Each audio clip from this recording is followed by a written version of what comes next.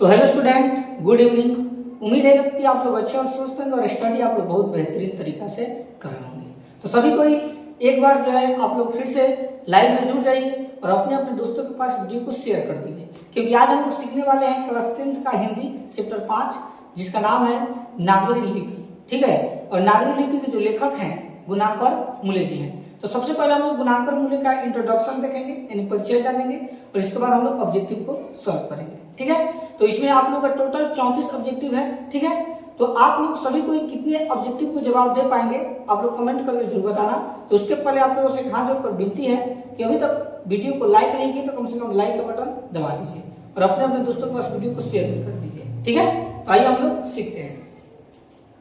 तो सबसे पहले हम लोग कुछ इनका इंट्रोडक्शन जान लेते हैं। देखो यहाँ पर लिखा हुआ है चैप्टर 5, जिसमें हम लोग ऑब्जेक्टिव प्रश्नों को देखने वाले हैं। ठीक है, जिसका नाम क्या है प्यारे बच्चों? नागरी लिपि। अगर आपसे कोई पूछ दे कि चैप्टर 5 का नाम क्या है तो आप लोग क्या जवाब दीजिएगा? नागरी लिपि। और नागरी लिपि का जो लेखक है कौन है? गुणाकर मूले। यही जो है प्यारे बच्चों गुणाकर मूले जी हैं। देख लीजिए एक बार इनका चेहरा। ठीक है, यही क्या है? गुणाकर मूले जी हैं जो नागरी लिपि को लिखे हैं। गद गद मतलब कि नागरी लिपि जो है क्या है, याद रखना, निबंध है। ठीक है, नागरी लिपि क्या है? निबंध है। और इनका जन्म कब हुआ था? तो 1935 ईस्वी में हुआ था। ठीक है, और आपसे कोई पूछे कि नागरी लिपि का गुणाकर मूले का जन्म कब हुआ था तो 1935 ईस्वी में। ठीक है, जन्म स्थान का बात की जाए तो अगर आपसे कोई पूछे कि गुणाकर मूले जी का जन्म किस जिला में हुआ था, ठीक है, यहाँ पर गांव का नाम नहीं है, तो अमरावती जिला में। ठीक है, जिला का नाम क्या है बच्चों? अमरावती। ठीक है, यानी अमरावती जिला में हुआ था। और किस राज्य में? तो महाराष्ट्र राज्य में। ठीक है, यानी राज्य का नाम क्या था? महाराष्ट्र। और महाराष्ट्र का राजधानी क्या होता है? मुंबई। महाराष्ट्र का राजधानी क्या होता है बच्चों? मुंबई। ठीक है, ये सब याद रखना। छोटा छोटा जो आप लोगों को चीजों को बताया जाता है ये ऑब्जेक्टिव में बहुत काम आता है। ठीक है, इसलिए हम आप लोगों को थोड़ा डीपली से बताते हैं। तो नागरी लिपि के लेखक गुणाकर मूले जी हैं, जिनका जन्म किस जिला में हुआ था? तो अमरावती जिला में। और किस राज्य में? तो महाराष्ट्र। और महाराष्ट्र का राजधानी क्या होता है? मुंबई। और इनका निधन कब हुआ था? तो 2009 ईस्वी में हुआ था। ठीक है, तो यह रहा इंट्रोडक्शन। अब हम लोग देखने वाले हैं ऑब्जेक्टिव को। ठीक है, तो सभी को एक बार बाबू ऑब्जेक्टिव में जो है टोटल कितना ऑब्जेक्टिव है? 34 ऑब्जेक्टिव है। ठीक है, 34 ऑब्जेक्टिव में आप लोग कितने सही सही जवाब दे पाएंगे प्लीज सभी को आप लोग बाबू कमेंट कर बताना। और शुरू से लेकर अंत तक आप लोग हर एक वीडियो को देखने का प्रयास कीजिए। आएंगे थोड़ा सा देखेंगे चले जाएंगे तो इसे आपको सीख नहीं मिलेगा। अगर आप पढ़ने का रुचि रखते हैं तो अच्छा से कहीं पढ़िए, एक जगह अस्थायी होकर पढ़िए। कुछ देर यहाँ पर देखेंगे, कुछ देर दूसरी जगह देखेंगे तो उससे आप कुछ करने वाले नहीं हैं। एक जगह आप कहीं पर जो है वीडियो को अच्छा से देखिए, अच्छा से समझने का प्रयास कीजिए, आपका एक ना एक दिन आपको सफलता जरूर मिलेगा। ठीक है, तो इसमें हम लोग 34 ऑब्जेक्टिव को देखेंगे। तो सभी कोई जब हम प्रश्नों को पढ़ेंगे और ऑप्शन का जवाब देंगे तो आप लोग हमसे देने से पहले आप लोग खुद जवाब दीजिएगा, और इसके बाद जब हम आंसर बताएंगे तो मैच कराइएगा कि आपका सही है कि गलत है। ठीक है, तो आइए हम लोग प्रश्न नंबर 1 को देखते हैं। प्रश्न नंबर 1 है, नागरी लिपि के आरंभिक लेख हमें कहां से मिलते हैं? ये जो नागरी लिपि के जो लेख था, आरंभिक लेख शुरुआती दौर में जब लिखा गया था तो इसका लेख कहां से मिला था? पूर्वी भारत से, पश्चिमी भारत से, कि दक्षिणी भारत से, कि उत्तरी भारत से? तो याद रखना दक्षिणी भारत से मिला था। ठीक है, ऑप्शन नंबर सी आपका सही होगा। ठीक है, क्या ऑप्शन नंबर सी आप लोग दक्षिणी भारत मारे हो? एकदम आप लोग का सही होगा। चलिए 2 नंबर प्रश्न का जवाब दीजिए क्या होगा। क्वेश्चन नंबर 2 है, बेतमा दान पत्र किस समय का है? आपको बताना है। बेतमा दान पत्र जो है किस समय का था? 1020 ईस्वी, 1021 ईस्वी, 1022 ईस्वी, 1023 ईस्वी? याद रखिएगा 1020 ईस्वी। ऑप्शन नंबर ए क्या होगा आपका सही होगा। ठीक है, क्या सही से आप लोग जवाब दे रहे हैं ना? एकदम अच्छा से आप लोग पहले समझिए क्या होगा आंसर। इसी तरह कुछ भी आप लोग बकना नहीं है, थोड़ा दिमाग लगाइएगा कि किसका आंसर क्या हो सकता है। ठीक है, चलिए देखते हैं नेक्स्ट क्वेश्चन नंबर 3। 1 मिनट, हाँ ठीक है, चलिए देखिए 3 नंबर क्वेश्चन नंबर 3 है, उत्तर भारत से नागरी लिपि के लेख कब से मिलने लगते हैं? आपको बताना है। यानी उत्तर भारत से नागरी लिपि के जो लेख था वो कब से मिलने लगा? 8वीं सदी से, 6वीं सदी से, कि 9वीं सदी से, कि 4थी सदी से?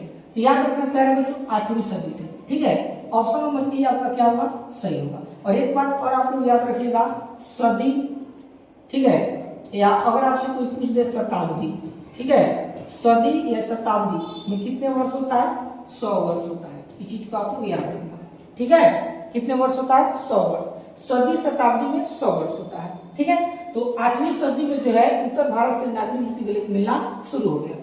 इसका आंसर क्या होगा प्यारे बच्चों, ऑप्शन नंबर ए होगा, ठीक है। देखिए नेक्स्ट 4 नंबर क्वेश्चन नंबर 4 है, गुणांकर मूल्य ने मिडिल स्तर की पढ़ाई किस भाषा में की, आपको बताना है। जो गुणांकर मूल्य जी थे वो मिडिल स्तर की पढ़ाई किस विषय से, किस भाषा से किए थे, मराठी भाषा में, पंजाबी भाषा में, बांग्ला भाषा में, अंग्रेजी भाषा में। चलिए इसका आप लोग जवाब दो तो बहुत सभी को क्या होगा, 4 नंबर का आंसर क्या हो सकता है इसका आंसर, तो याद रखना मराठी भाषा में, ठीक है। ऑप्शन नंबर ए आपका क्या होगा बच्चों, सही होगा, ठीक है। क्या आप लोग जवाब दे रहे हो सही से, दिमाग लगाओ और अपने से कोशिश करो जवाब देने का कि कितना आप लोग का सही हो पा रहा है, ठीक है। चलिए अब हम लोग देखते हैं क्वेश्चन नंबर 5 को। क्वेश्चन नंबर 5 है, मूल्य ने अंग्रेजी एवं हिंदी की पढ़ाई कहां पर किए थे। जो गुणांकर मूल्य जी थे वो अंग्रेजी और हिंदी की पढ़ाई कहां किए थे, दिल्ली में, जौनपुर में, कि वर्धा में, कि इलाहाबाद में। तो याद रखिएगा वर्धा में, ऑप्शन नंबर सी क्या होगा, सही होगा, ठीक है। देखिए नेक्स्ट 6 नंबर का जवाब दीजिए क्या होगा। क्वेश्चन नंबर 6 है, नेपाली भाषा किस लिपि में लिखी जाती है, ठीक है। यानी नेपाली भाषा को किस लिपि में लिखी जाती है, गुरुमुखी लिपि में, खरोष्ट लिपि में, ब्राह्मी लिपि में, कि देवनागरी लिपि में। तो याद रखिएगा देवनागरी लिपि में लिखा जाता है। और भारत का भी अगर आपसे कुछ पूछे कि भारत की राष्ट्रीय लिपि, भारत की राष्ट्रीय लिपि कौन सी है, तो भारत की राष्ट्रीय लिपि भी आपका क्या हो जाएगा, देवनागरी हो जाएगा, ठीक है, याद रखना, ठीक है। यानी नेपाली भाषा किस लिपि में लिखी जाती है, तो देवनागरी लिपि। उसी तरह भारत की राष्ट्रीय लिपि कौन सा है, तो देवनागरी लिपि होता है, ठीक है, जिसको हम लोग क्या बोलते हैं, हिंदी, याद रखना, ठीक है। बोलो किसी को दिक्कत, तो इसका आंसर क्या हो जाएगा प्यारे बच्चों, ऑप्शन नंबर डी होगा, ठीक है। नेक्स्ट क्वेश्चन नंबर 7 की तरफ चलिए। 7 नंबर का जवाब दीजिएगा क्या होगा, गुणांकर मूल्य का जन्म कब हुआ था। देखो अभी इसको हम परिचय में बताएं शुरुआती दौर में ही, बताइए तो क्या होगा, गुणांकर मूल्य जी का जन्म कब हुआ था, क्या 1935 में हुआ था, कि 1936 में, कि 1937 में, 1938 में। बताइए क्या होगा ऑप्शन में, क्या आप लोगों को पता है गुणांकर मूल्य का जन्म कब हुआ था। अगर आप लोग इंट्रोडक्शन जो शुरुआती दौर में जब हम परिचय पढ़ाए होंगे, अगर आप देखे होंगे तो आपको समझ में आया होगा, ठीक है। तो याद रखना गुणांकर मूल्य का जो जन्म हुआ था वो आपका 1935 ईस्वी में हुआ था। ऑप्शन नंबर ए क्या होगा, सही होगा, ठीक है। नेक्स्ट 8 नंबर, चलिए 8 नंबर का जवाब दीजिए क्या होगा, गुणांकर मूल्य का जन्म कहाँ हुआ था। ये भी आसान प्रश्न है, ये भी आप लोगों को इंट्रोडक्शन में बताया है। बताओ गुणांकर मूल्य का जन्म कहाँ हुआ था, क्या केरल में हुआ था, कि तमिलनाडु में हुआ था, कि महाराष्ट्र में हुआ था, कि उत्तर प्रदेश में। बोलिए इसका आंसर क्या होगा, प्लीज सभी कोई कमेंट करके बताओ। अगर आप लोग जानते होंगे कि गुणांकर मूल्य का जन्म कहाँ हुआ था, तो याद रखना गुणांकर मूल्य का जन्म कहाँ हुआ था, महाराष्ट्र में हुआ था, ठीक है। ऑप्शन नंबर सी सही होगा, ठीक है। नेक्स्ट 9 नंबर, क्वेश्चन नंबर 9, इन्होंने किस पुस्तक में पुरानी लिपियों की विस्तृत जानकारी दी है, ठीक है। यानी इन्होंने यानी गुणांकर मूल्य ने किस पुस्तक में, कौन सा ऐसा पुस्तक है जो पुरानी लिपि पुरानी भाषाओं को जो जानकारी दी है, संस्कृति में, अक्षर कथा में, या प्राचीन भारत का इतिहास, या पुरान लिपि शास्त्र। तो याद रखिएगा अक्षर कथा में दिए थे। ऑप्शन नंबर बी क्या होगा, सही होगा, ठीक है। नेक्स्ट 10 नंबर, क्वेश्चन नंबर 10 का जवाब दीजिएगा क्या होगा, गुप्तों की राजधानी को क्या कहा जाता है, ठीक है। यानी गुप्तों की राजधानी को क्या कहा जाता होगा, बताओ। पाटलिपुत्र कहा जाता है, कुसुमपुर, बिलासपुर, कि देवनगर। तो याद रखिएगा गुप्तों की राजधानी को क्या कहा जाता है, देवनगर कहा जाता है। ऑप्शन नंबर डी क्या होगा, सही होगा, ठीक है। तो अभी तक हम लोग कितने प्रश्नों को देख चुके, 10, ठीक है। तो क्या आप लोग 10 प्रश्नों में कितने जवाब दिए हैं, क्या 5 जवाब दिए, कि 6, कि 7, कि 8, कि 10 में 10 आपका सही है। एक बार सभी को कमेंट करके बताओ तो आप लोग का 10 ऑब्जेक्टिव में कितना ऑब्जेक्टिव सही है, सभी को एक बार कमेंट करके वो बताओ। चलिए ठीक है, देखते हैं नेक्स्ट 11 नंबर। क्वेश्चन नंबर 11 है, बांग्ला लिपि प्राचीन नागरी लिपि की है। ठीक है, यानी बांग्ला लिपि प्राचीन नागरी लिपि क्या है? पुत्री के, बहन का, भगनी का कि बहू का? तो याद रखिएगा बहन का होगा, ऑप्शन नंबर बी सही होगा। ठीक है, चलिए next question number 12 number. Question number 12 है, केरल के शासकों के द्वारा सिक्कों पर वीर केरलस्य शब्द किस लिपि में लिखी गई है? नागरी लिपि में, ब्राह्मणी लिपि में, नंदी नागरी लिपि में या गुरुमुखी लिपि में? तो याद रखिएगा इसको लिखा गया था नागरी लिपि में। ठीक है, ऑप्शन नंबर ए आपका सही होगा। ठीक है, चलो नेक्स्ट 13 नंबर। क्वेश्चन नंबर 13 के जवाब दीजिए क्या होगा? पहले पहर किन राजाओं के लेखों के लिपि को ही नंदी नागरी नाम दिया गया था, आपको बताना है। ठीक है, यानी पहली बार किस राजाओं की लिपि को नंदी नागरी के नाम से हम लोग जानते हैं? देवगिरी के राजाओं का, विजयनगर के राजाओं का, या राष्ट्रकूट के राजाओं का, या चोल राजाओं का? तो याद रखिएगा विजयनगर के राजाओं का, ऑप्शन नंबर बी क्या होगा बाबू? सही होगा। ठीक है, next question number 14। Question number 14 है, उत्तर भारत की विशेष स्थापत्य शैली को क्या कहते हैं, आपको बताना है। ठीक है, यानी उत्तर भारत की विशेष स्थापत्य शैली को हम लोग क्या कहते हैं?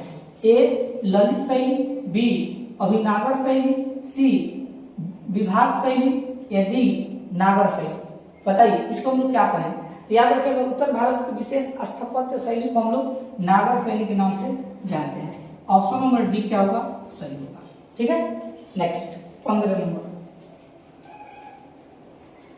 बताइए क्वेश्चन नंबर 15 है, देवनागरी लिपि में मुद्रण के टाइप कब बने? ठीक है, इन देवनागरी लिपि का जो भाषा हुआ, मुद्रण के मतलब जब छपाई, नोट जब छपाई हुआ तो उस पर किस टाइप का प्रयोग हुआ था? 2 सदी पहले, 2 दशक पहले, 20वीं सदी में, 11वीं सदी में? तो याद रखिएगा 2 सदी पहले। ठीक है, ऑप्शन नंबर ए आपका क्या होगा? सही होगा। ठीक है, चलिए नेक्स्ट 16 नंबर। चलिए 16 नंबर के जवाब दो क्या होगा? क्वेश्चन नंबर 16 है, नागरी लिपि का एक सार्वदेशिक लिपि थी। सार्वदेशिक का मतलब कि पूरे देशों में लोग जानने लगे नागरी लिपि के बारे में। 15वीं सदी में, ईसा पूर्व काल में, या 8वीं से 11वीं सदी में, या कभी नहीं? तो याद रखिएगा 8वीं से 11वीं सदी में, ऑप्शन नंबर सी सही होगा। ठीक है, नेक्स्ट 17 नंबर। 17 नंबर का जवाब तो क्या होगा? पहले दक्षिण भारत की नागरी लिपि क्या कहलाती थी, आपको बताना है। यानी पहले दक्षिण भारत की नागरी लिपि को क्या कहते थे? नंदी नागरी, कोकनी, ब्राह्मणी, या सीधम? याद रखना सीधम कहा जाता था। ठीक है, ऑप्शन नंबर डी क्या होगा बच्चों? सही होगा।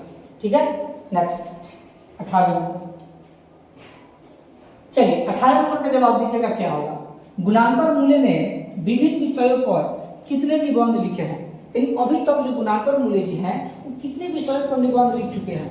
1500 से अधिक, 2500 से अधिक, 3500 से अधिक, 4500 से अधिक? तो याद रखिएगा 2500 से अधिक होगा, ऑप्शन नंबर बी आपका क्या होगा? सही होगा। ठीक है, बोलिए जवाब आप लोग सही से दे रहे हो ना? एक बार सभी कोई देखो, जब हम क्वेश्चन को पढ़े ना उसी टाइम आप लोग दिमाग लगाइए इसका आंसर यह होगा, और इसके बाद मिक्स कराइए कि आप लोग का सही हो रहा है कि नहीं हो रहा है। ठीक है, चलिए देखते हैं नेक्स्ट 19 नंबर। चलिए 19 का जवाब दीजिए तो क्या होगा? भारतीय लिपियों की कहानी किनकी प्रसिद्ध रचना है? क्या गुणांकर मूल्य जी का है, नलिनी कृष्ण शर्मा का है, महादेवी वर्मा का है, कि सुमित्रा नंदन पंत का है? तो याद रखिएगा गुणांकर मूल्य जी का है। ठीक है, ऑप्शन नंबर ए क्या होगा बच्चों? सही होगा। ठीक है, चलो देखते हैं नेक्स्ट 20 नंबर। क्वेश्चन नंबर 20 है, इस्लामी शासक का आरंभ काल है। ठीक है, यानी इस्लामी शासक का आरंभ कब हुआ, कब से हुआ था? 12वीं सदी से, 13वीं सदी से, 14वीं सदी से, कि 15वीं सदी से? तो याद रखना इस्लामी शासक का प्रारंभ यानी आरंभ जो है 12वीं सदी से बने। शुरुआती दर कितना था? 12वीं सदी। ऑप्शन नंबर ए क्या होगा बच्चों? सही होगा। ठीक है, तो कितने हम लोग प्रश्नों को देख चुके अभी तक? 20 प्रश्नों को देख चुके हैं। ठीक है, एक बार सभी कोई कमेंट करके बताओ 20 प्रश्न में आप लोग कितने जवाब दिए हैं, सभी को एक बार कमेंट करके बताओ। चलो अब हम लोग देखते हैं 21 नंबर। क्वेश्चन नंबर 21 है गुणांकर मूल्य की मृत्यु कब हुई थी। चलिए बताना है गुणांकर मूल्य, जो गुणांकर मूल्य जी थी कि मृत्यु कब हुआ था। ये भी जो है प्रश्न आप लोग इंट्रोडक्शन में बताए थे। बताओ 1995 ईस्वी में कि 1999 में कि 2005 कि 2009 में। तो याद रखिएगा 1995 ईस्वी में हुआ था। ठीक है, ऑप्शन नंबर ए जो होगा बिल्कुल क्या होगा बच्चों आपका सही होगा। ठीक है, चलो देखते हैं नेक्स्ट 22 नंबर। क्वेश्चन नंबर 22 है किस शासक ने अपने सिक्कों पर राम सीता की आकृति और नागरी लिपि में रामसीय शब्द अंकित करवाए थे। आपको बताना है यानी किस शासक ने, किस राजा के समय सिक्कों पर राम सीता की आकृति छपाया गया था और उस नागरी लिपि में रामसीय शब्द का प्रयोग किया गया था। बताओ कौन थे व्यक्ति, शेरशाह सूरी, हरिहर कि अकबर कि चंद्रगुप्त द्वितीय। बताइए इसका आंसर क्या होना चाहिए 22 का, और आप लोग जानते होंगे तो याद रखिएगा अकबर के समय। ठीक है, ऑप्शन नंबर सी क्या होगा बच्चों सही होगा। चलिए देखिए 23 नंबर। चलिए 23 का जवाब दीजिए क्या होगा। नागरी लिपि शीर्षक निबंध के निबंधकार है। ठीक है, यानी जो नागरी लिपि के शीर्षक है वो जो है किसका निबंधकार है, गुणांकर मूल्य, रामचंद्र शुक्ल कि डॉक्टर भोलानाथ तिवारी कि बाबूराव सक्सेना। तो याद रखिएगा नागरी लिपि का लेखक कौन थे, गुणांकर मूल्य जी थे, यानी ऑप्शन नंबर ए क्या होगा सही होगा। ठीक है, देखो नेक्स्ट 24 नंबर। क्वेश्चन नंबर 24 है नागरी लिपि शीर्षक पाठ किस पुस्तक से लिया गया है। ठीक है, नागरी लिपि शीर्षक पाठ जो है किस पुस्तक से लिया गया है। ए अक्षरों की कहानी, बी भारतीय लिपियों की कहानी, अक्षर का था, इनमें से कोई नहीं। याद रखना नागरी लिपि शीर्षक पाठ किस पुस्तक से लिया गया था, तो भारतीय लिपियों की कहानी। ऑप्शन नंबर बी क्या होगा सही होगा। ठीक है, नेक्स्ट 25 नंबर। चलिए 25 नंबर का जवाब दीजिए क्या होगा।